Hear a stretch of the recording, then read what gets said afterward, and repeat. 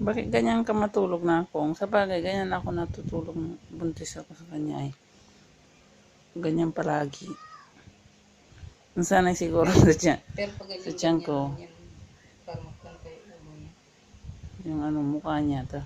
Mabigat. Mabigat yung ulo mo na ako. Inaano mo kasi tapos kapag iiyak, consumption ka. Mabigat yung mukha mo. Nakaw. Isang linggo ka pa lang, mabigat na yung mukha mo. Oh. Doon ka sa kabila. Kaylee. Ganyan na siya. Ayan mo muna. Ganyan ka na karod. Ikaw lang yung newborn na ganyan. Tagilid. Yung iba hindi pa marunong. Yung iba hindi marunong. Oh. Ganyan ka na karod. Kaylee.